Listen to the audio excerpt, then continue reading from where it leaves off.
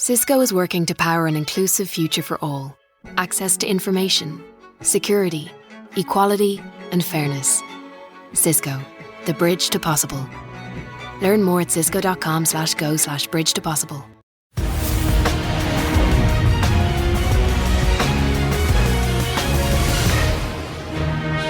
This is CNN Breaking News. Welcome to our viewers here in the United States and around the world. I'm Wolf Blitzer in the Situation Room. We're following breaking news.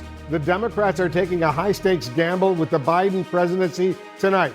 The House Speaker Nancy Pelosi is urgently hunting for votes as she aims to bring the bipartisan infrastructure bill to the floor in the coming hours. But many progressive Democrats don't appear to be budging on their threat to vote down the legislation in hopes of influencing party infighting over the broader economic plan. It's not clear, at least not now, how all of this will play out. Stand by. We do know Congress is averting a crippling government shutdown just hours before the deadline. The House and Senate passing a stopgap funding measure that President Biden is expected to sign over at the White House very soon. We're covering this breaking story from both ends of Pennsylvania Avenue. Caitlin Collins is standing by over at the White House. First, let's go to our congressional correspondent, Ryan Nobles. Ryan, the big question tonight, will there be a vote on infrastructure? Well, they say there's going to be, Wolf, but we're not exactly sure how they're going to pull it off. In fact, just the last few minutes, the House Majority Leader Steny Hoyer, who controls the action on the House floor, said that we shouldn't expect a vote before 9 o'clock tonight, but they still intend to vote on this bipartisan infrastructure plan. How they get there, though, remains an open question, because at this point, House progressives remain steadfast in their desire to vote no on this piece of legislation unless they get some sort of firm commitment and guarantee on the much broader 3.5 reconciliation package. That's that massive expansion of the social safety net that the government provides to American citizens. And the big reason they're at an impasse right now is because of two key senators in the United States Senate. That's West Virginia's Joe Manchin and Kyrsten Sinema of Arizona. Today, Manchin said the furthest he would go in terms of spending in that big reconciliation package would only be $1.5 trillion. That's a long way away from the $3.5 trillion that progressives are looking for. And he said that he told President Biden that definitively. He really is sincere. He would like to have a lot more than that. And I said, Mr. President, I understand that. It's just, hopefully you can respect. And he's always been so respectful. He said, hey, Joe, I'll never ask you to go against your convictions. He says, I think we want a lot of the same things. We want to help children. We want to help seniors. We want to help those in the bottom totem pole. We want the rich to pay their fair share. Do the tax reform. I'm all for it. Now, the negotiations are ongoing, despite what appears to be just a huge chasm between the two sides. In fact, right behind me right now in House Speaker Nancy Pelosi's office, officials from the White House are meeting with the Speaker's team and officials from the United States Senate as well, trying to bridge this gap. But, Wolf, at this late hour, I'm told that the House Progressive Caucus just did a status check with all of their members, and all of their no votes remain solid at this hour. Remember, the Progressive Caucus chair, Pramila Jayapal, has said that at least half of her members are prepared to hold firm and vote no. As of right now, that appears to be unchanged, even though the leadership here in the House continues to say there'll be a vote at some point tonight. Wolf? We will stand by for that. Ryan, I want you to stand by as well. I'll have you back in just a few moments. Right now, I want to go to our chief White House correspondent, Caitlin Collins. Caitlin, amid all the wrangling up on Capitol Hill, what is President Biden doing tonight?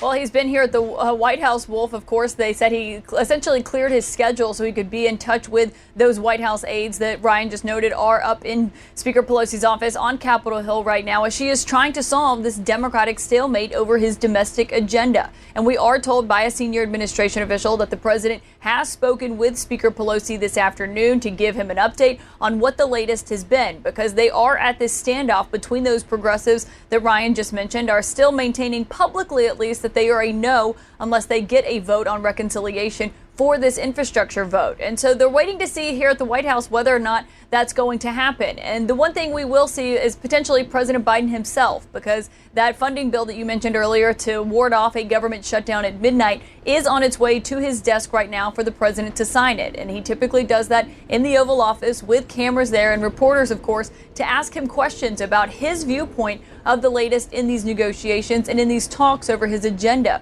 We haven't heard from the president publicly on this since Monday, Wolf. And of course, many things have changed since then, including Senator Manchin informing us today that he has told the president $1.5 trillion is his price tag at this moment, which of course is about $2 trillion underneath what the president had initially laid out when he envisioned these two packages. And so, Wolf, we're waiting to see what the White House says. We know his goal all along has been to get Senator Manchin and get Senator Sinema on board so they can get those progressive yes votes tonight. Of course, whether or not that happens, really, the White House says depends on Speaker Pelosi, as she is doing her magic right now on Capitol Hill, and they're waiting to see if it works out tonight.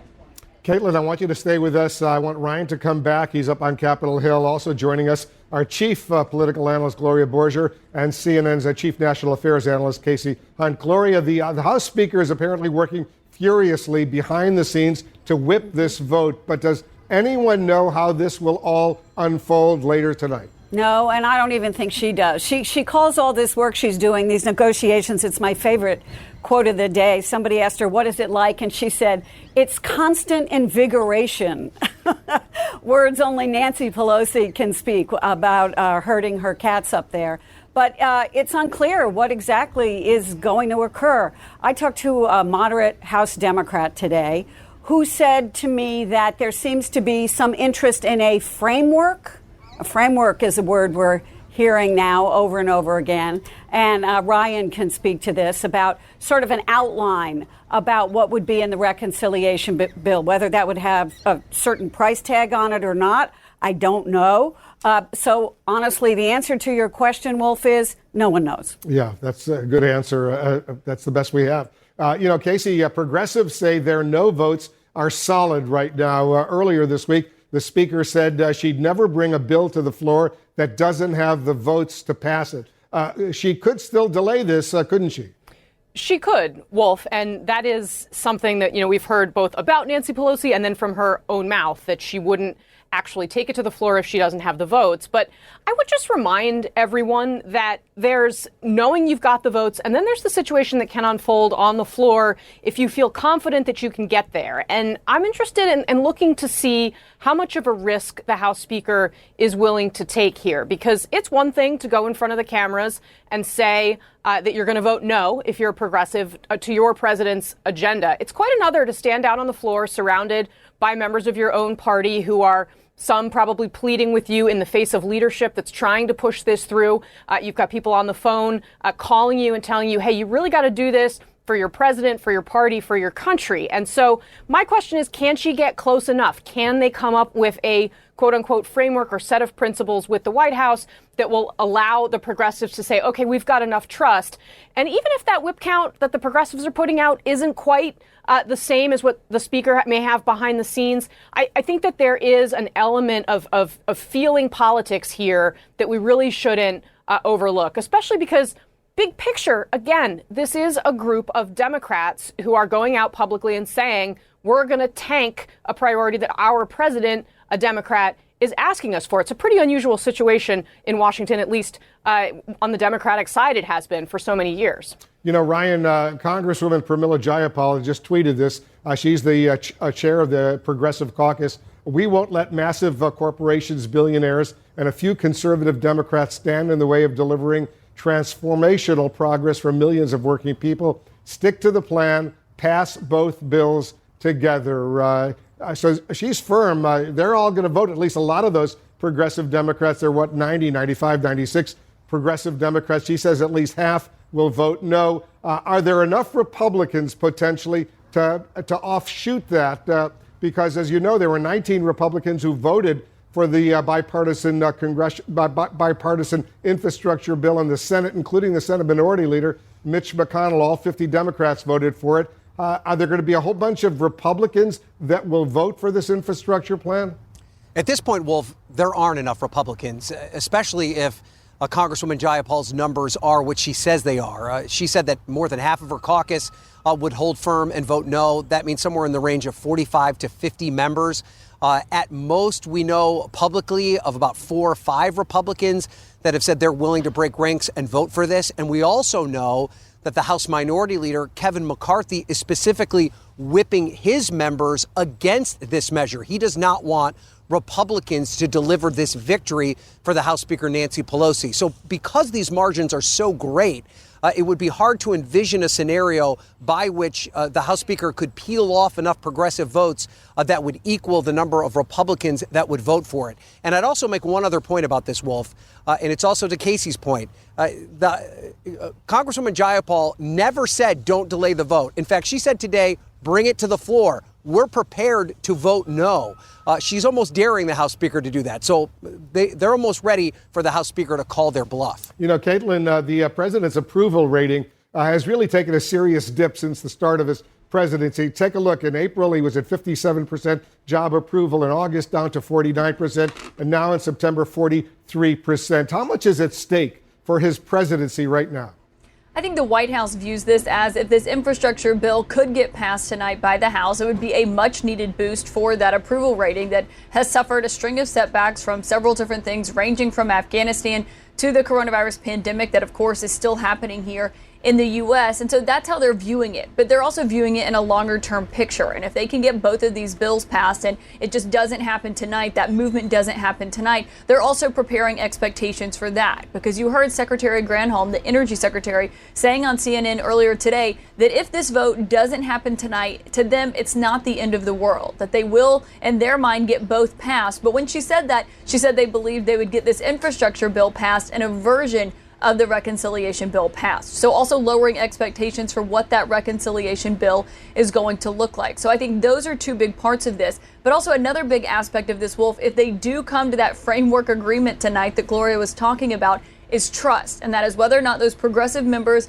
Jayapal and others that you've heard from, trust the moderates like Sinema, like Manchin, that their word on a framework is good enough for their vote. And earlier she said that that wasn't good enough. The White House is betting on that being a public stance, not a private stance. We'll see if it changes tonight, Wolf. You know, Gloria, under normal circumstances, Democrats and a whole bunch of Republicans would be anxious to pass this traditional infrastructure legislation, roads and bridges, power grid, high-speed internet, trains, clean water, public transit, airports, environmental remediation, ports, electric vehicle charge. These are elements that are so desperately needed in the country right now, but these are not normal circumstances. No, they're not. And by the way, they're like 70% approval rating for an infrastructure bill. So only in Washington would Democrats who proposed this infrastructure plan, who ran on an infrastructure plan, end up voting against a measure that they actually support in order to get another measure passed. It's very complicated, and I think it's almost irrational. And I think at some point they're going to have to figure out a way to vote for infrastructure because it is what their constituents want. I mean, it's so popular in the country, and they're going to have to explain a negative vote, which is always very difficult to do. Yeah, you're absolutely right. You know, Casey, after months of negotiating on the $3.5 trillion reconciliation package, it turns out that Senator Manchin actually gave his top line number back in July, and it's only $1.5 trillion. That's still a ton of money. It's a lot of money, $1.5 trillion. It's not $3.5 trillion. Clearly, that doesn't necessarily sit well with progressives. Of course. And they will tell you, progressives, that they're already compromising at $3.5 trillion. They wanted it closer to $6 trillion. Bernie Sanders at one point had floated as many as $8 trillion. Obviously, we are not there. And I do think that the fact that that number came out, first reported in Politico earlier today, suggests that the negotiations are moving along. I mean, that's the floor now, right, for how they're going to try to compromise on this. It's going to be somewhere between that $1.5 trillion and the $3.5 that we have right now.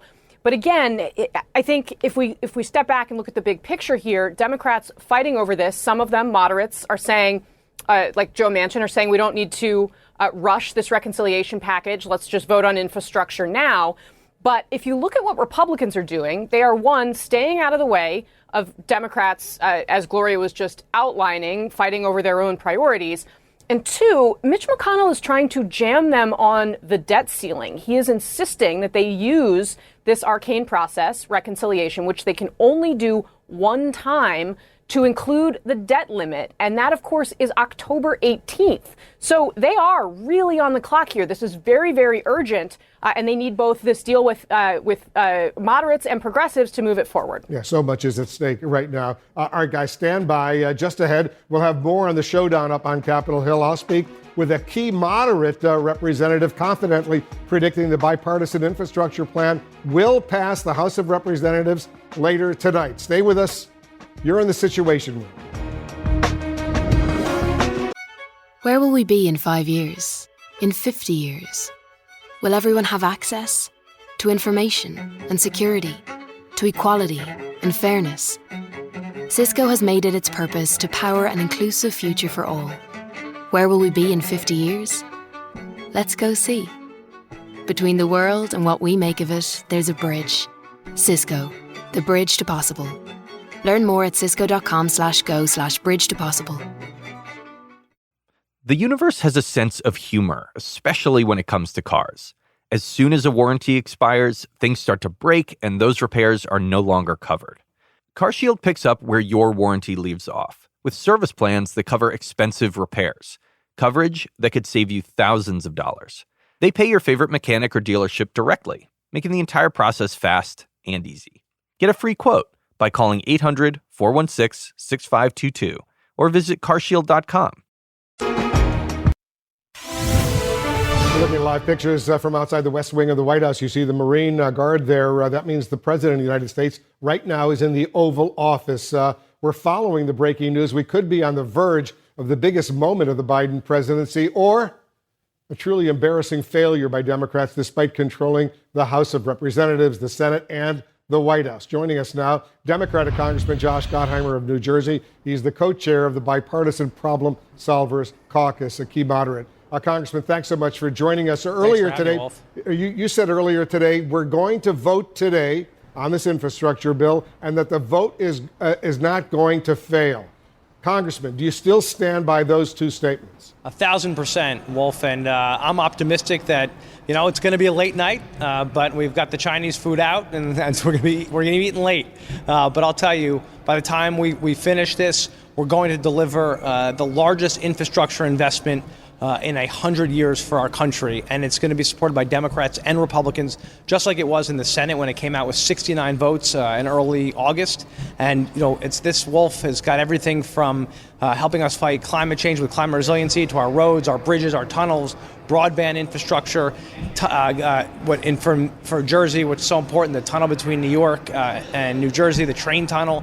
So this is essential for America. It's the essential investment, and we're going to get it done. It's a long time since the Congress has passed major infrastructure legislation. That's correct. Yes. You say the House Speaker is working her, quote, Pelosi magic, your words, to get lawmakers behind this bill. But progressives, as you know this, they say they still have the votes to tank the bill. Do you think they're bluffing? No, I think at the end of the day, and I stand by what I said about the Speaker, there's nobody better at helping get the votes, and she's fully behind this. And it's a critical part of the president's agenda, as you know, and it's 2 million jobs a year, hardworking men and women of labor. So we're hearing a lot from them as well. These are really folks who rely on these projects. So we've got to get this done. We will get it done. And I believe when we vote at the end of the night, and people are going to hit the yes button for all those jobs and getting shovels in the ground. And again, I think it's tough to vote against if you're a Democrat right now to vote against this critical part of the president's agenda. I don't think anyone wants to tank that. So that's why we're going to have to get this done and get this great bipartisan win done for the country. God knows this country needs a lot of work on roads, bridges, airports, and all the other traditional infrastructure that has deteriorated so badly over these recent years. The vote already slid, as you know, Congressman, from Monday. This is an arbitrary deadline. If it looks like the bill is going to fail, wouldn't you want the House Speaker to delay it rather than have the embarrassment of this failing?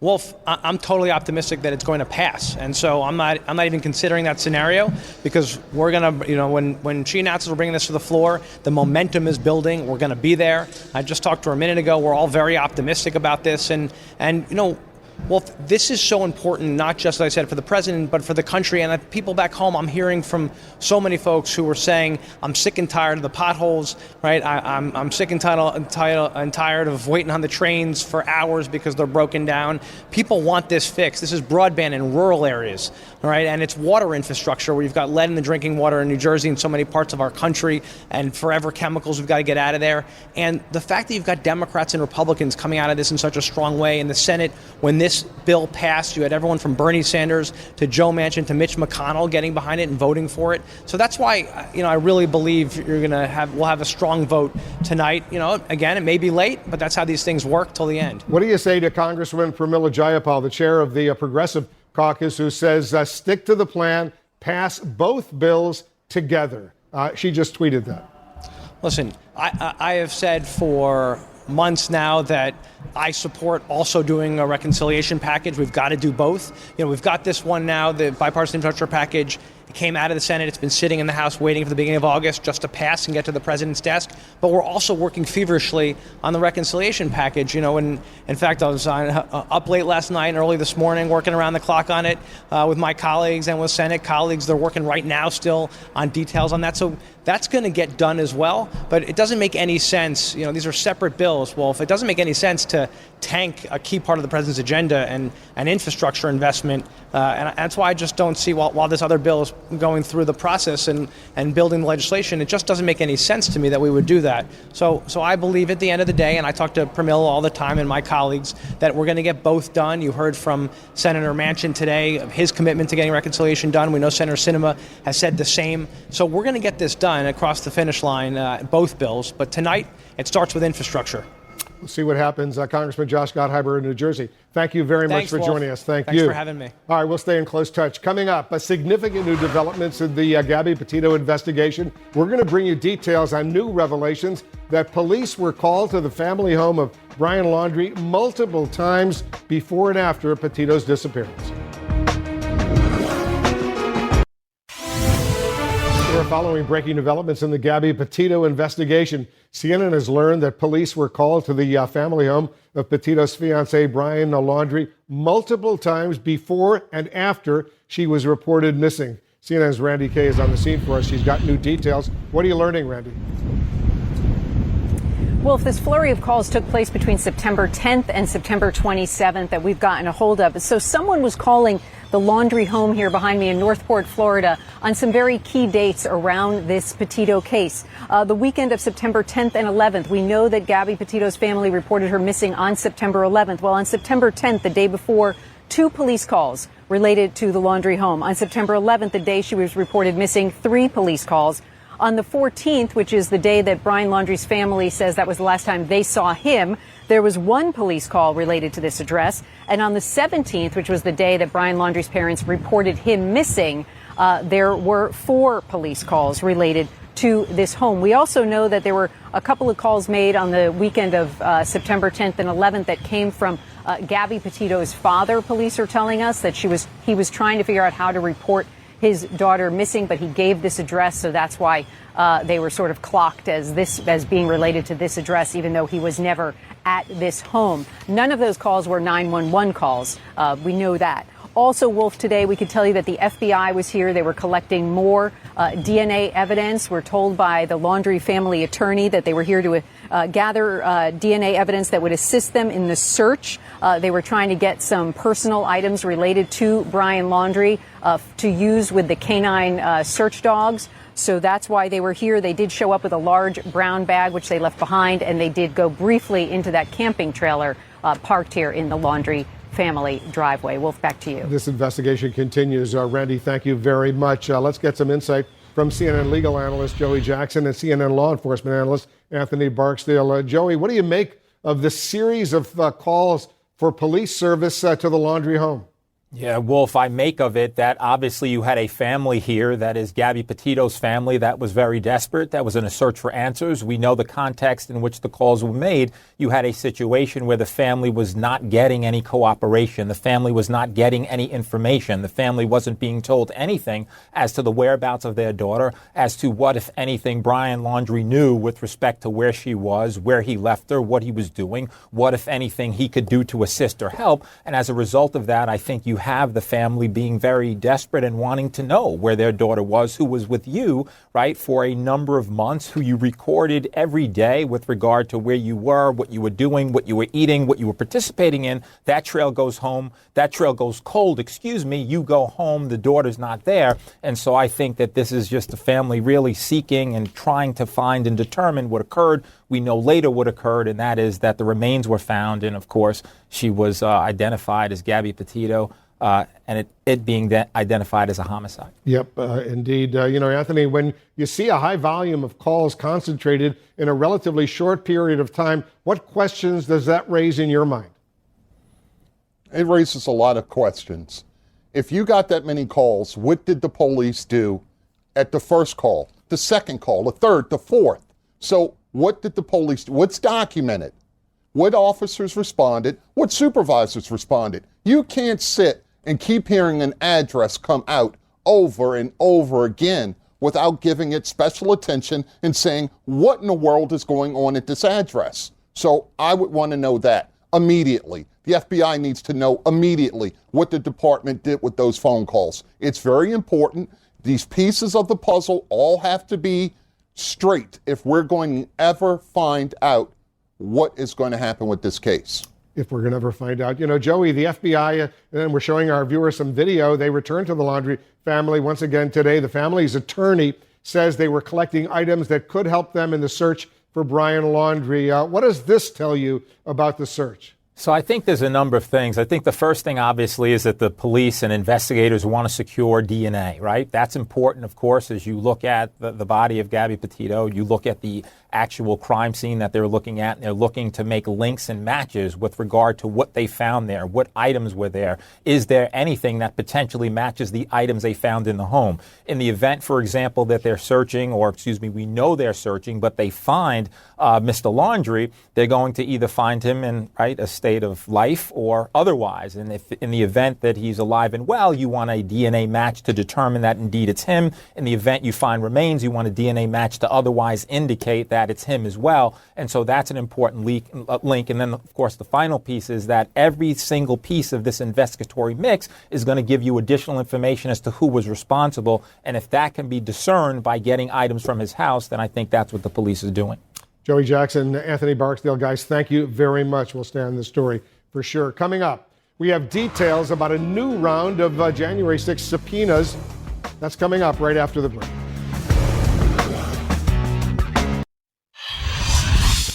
The January 6th Select Committee is pushing ahead with new subpoenas tonight as investigators await a response from several Trump allies already asked to testify. For more on that, let's bring in the former FBI Deputy Director, Andrew McCabe. He's a CNN senior law enforcement analyst and the author of the book, The Threat: How the FBI Protects America in the Age of Terror and Trump. And Andrew, could these new subpoenas for organizers of the January 6th Trump rally help the committee establish what the White House knew leading up to the insurrection and just how much contact these organizers had with those in Trump's orbit? That is absolutely right, Wolf. What they are doing here is they are beginning this story with the first chapter, and that is to develop an understanding of exactly how the rally that led to the riot was organized and possibly coordinated with the White House. So the first part of the subpoena is a request for documents, which are due about 2 weeks before the folks will actually be or plan to be interviewed. And in those documents, you would expect the committee is looking for evidence of communications, coordinations, emails, text messages, handwritten notes from meetings between rally organizers and people connected with the White House or the campaign.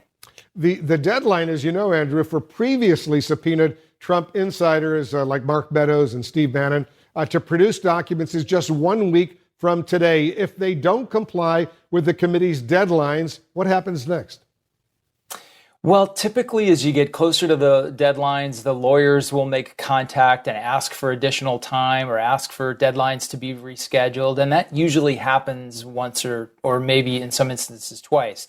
But if these folks completely stonewall the committee, refuse to provide anything, don't really respond in any way, then I would expect that the committee will move to enforce those subpoenas, which they can do either by going to the Justice Department and asking for a criminal referral, for a referral of criminal contempt, or they could go to the courts, the federal courts, and basically file a lawsuit in an effort to compel those folks to respond. Does it surprise you, Andrew, that several of these Trump insiders have not even responded to the committee's subpoenas, at least not yet? Well, it's disappointing, but it's not surprising because let's remember that these folks were a part of or supporters of the administration that set a new low in terms of responsiveness to Congress, starting, of course, with the former president himself, who, proudly, rejected any efforts of congressional oversight.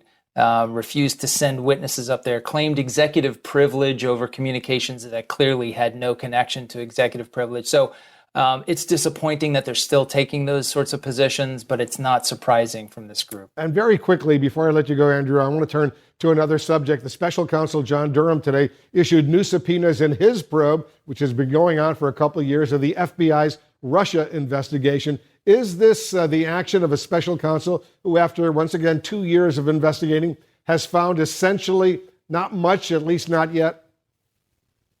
Well, that's absolutely right. There's really very little here relevant to what he supposedly was hired to investigate. He's getting pretty far afield from the FBI. In fact, the recent indictment and these subpoenas really hold the FBI more in the position of victim rather than subject of an investigation. So it's a bizarre turn of events, and it's one that I'm sure is disappointing a lot of Republicans. Andrew McCabe, thanks very much for joining us. Coming up, the CDC issues an urgent appeal to pregnant women to get COVID vaccinations. We're going to break down the benefits versus any potential risks. Angie's List is now Angie, and caring for your home just got easier. Whether you need help with routine maintenance or a dream remodel, Angie makes it easy to see reviews, compare quotes, and connect with top local pros who can get the job done right. Plus, you can see upfront pricing and instantly book hundreds of projects. No phone tag, just the work you need done at a time that works for you.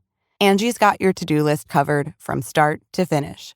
Book your next home project today at Angie.com. That's ANGI.com. It seems to happen like clockwork.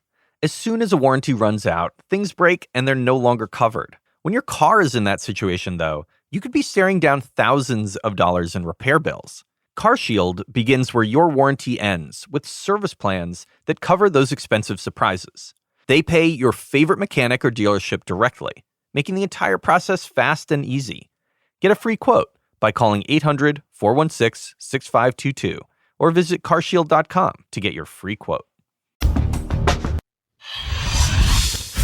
Tonight, the CDC has a new target in its campaign to get more Americans vaccinated against COVID-19. It just issued an urgent alert for pregnant women to get their shots. Let's discuss with Dr. Paul Offit, a member of the FDA Vaccines Advisory Committee. He's also the important of the brand new book entitled You Bet Your Life, From Blood Transfusions to Mass Vaccination, The Long and Risky History of Medical Innovation.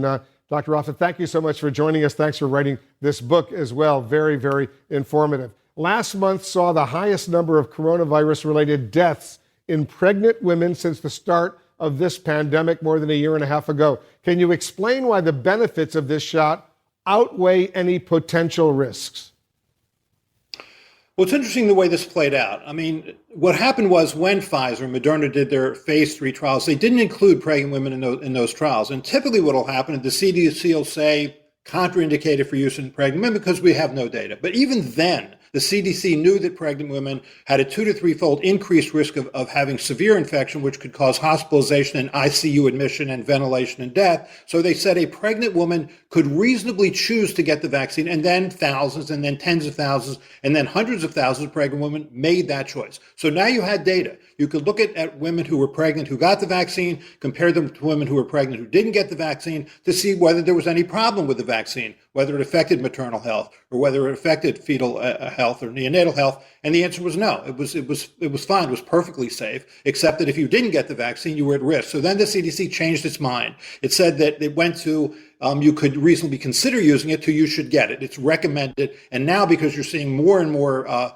pregnant women suffer this, not only the women, but also their unborn children who are often born severely prematurely. So now they've stepped it up and said it's urgent that pregnant women get this vaccine. Very important announcement from the CDC. A new poll, meanwhile, finds just 34% of parents of 5 to 11-year-olds say they will vaccinate their child as soon as it becomes available, which could be end of October or November. How disconcerting is that? Only 34%. Well, of course it's disconcerting, but not surprising. I mean, we've had a vaccine available for 12 to 15-year-olds for several months, and yet only about 43% have chosen to vaccinate their children to protect their children. I mean, I can understand the initial hesitancy. You know, it's a new vaccine. We tend to see our children as more vulnerable. But once the vaccine gets out there and it's being given to a lot of people, it's clearly safe and clearly effective, then hopefully that hesitancy will melt away. It hasn't completely melted away yet for the 12 to 15-year-old. Hopefully it will soon. Dr. Offit, thanks as usual for joining us. Always important to have you in the Situation Room. Appreciate it very much. Up next, a central figure in the Clinton impeachment scandal as you've never seen or heard her before. Monica Lewinsky is now speaking out now that a new TV drama is also retelling her story. Stand by.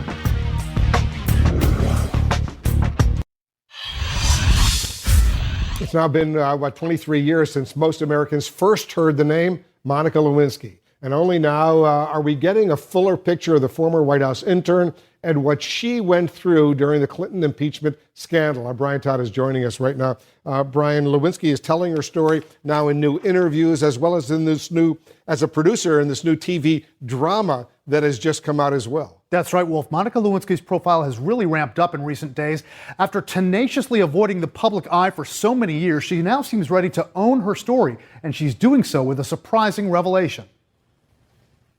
A jarring new narrative from Monica Lewinsky, who sheds new light on the struggles she endured while the Clinton impeachment scandal swirled around her. The former White House intern is reflecting openly about the mental health problems she experienced during that period in the 1990s, telling CNN's David Axelrod in his podcast that she had suicidal ideations at the time, and even asked the Office of Independent Counsel Ken Starr, who was investigating, about it. Lewinsky referring to Starr's office as the OIC. I just couldn't see a way out. And I thought that maybe that was the solution, and had even asked, this is also an interesting point of just, I had asked the OIC lawyers about what happens if I die. A clinical psychologist sheds light on the trauma Lewinsky likely went through, which could have led her to think about suicide. Not only was it the legal situation hanging over her head, the threats, her having no idea what might happen to her and to her life ahead, it was the public shaming. It was incredibly intense, and what it meant to be called a sexual predator. She was accused of the one, causing this trouble for Clinton and being a narcissist. Lewinsky addressed the issues of shaming and bullying in a 2015 TED Talk. Public shaming as a blood sport has to stop. And it's time for an intervention on the internet and in our culture. The latest podcast interview comes as new attention is being focused on Lewinsky, who's now 48, but was in her early 20s during the Clinton affair and the investigation. She's a producer for a new drama series on FX titled Impeachment, American Crime Story. Sorry, I'm so nervous. I have a huge crush on you. Well, that's really flattering. Lewinsky told the Today Show recently that project has taken its own emotional toll. I'm nervous for people to see some of the worst moments of my life and a lot of behavior that I regret. And if you remember your 20s, not that long ago. It was pretty cringeworthy. Lewinsky withdrew from the public eye for years after the Clinton scandal, rarely speaking about it, building a wall around her personal life. Analysts say she now seems to be owning her story more, reclaiming the narrative as a survivor. After more than 2 decades, largely in the wilderness, I mean, her ability to have a normal life was sidetracked, her ability to have a career that she was in control of was sidetracked. This relationship with the president defined her life, and she couldn't get away from it. And now she sees an opportunity to use that in a way that allows her to take more control, and that's what she's doing. For his part, former President Clinton said in a documentary that aired last year that he feels terrible that his affair with Lewinsky unfairly defined her life. Lewinsky, in a recent interview, said she doesn't need an apology from Bill Clinton. Now, if you or a loved one have contemplated suicide, call the National Suicide Prevention Lifeline at 1-800-273-8255 or text HOME to 741-741. The International Association for Suicide Prevention and the group Befrienders Worldwide also provide contact information for crisis centers around the world. Wolf? You know, it's interesting. It's not just Bill Clinton who regrets being cruel, but several late-night talk show hosts now say they regret being cruel to Monica Lewinsky in their various so-called jokes. That's right, Wolf. And one of them was David Letterman. And a few years ago, he spoke to Barbara Walters, and he was really regretful of how relentless he had been in those days in the 1990s, just going after her every single night almost on his show. And so many of them, and I can recall it, you can recall it at the time, so many late-night talk show hosts just were absolutely relentless on this young lady, and it really was unfortunate. It certainly was. All right, thank you very much. Important report update for us from Brian Todd. And to our viewers, thanks very much for watching. I'm Wolf Blitzer in the Situation Room. You can always follow me on Twitter and Instagram at Wolf Blitzer. You can always tweet the show at CNN Sit Room. And the Situation Room, by the way, is also available as a podcast. Look for us on CNN.com/audio or wherever you get your podcasts. Aaron Burnett out front starts right now.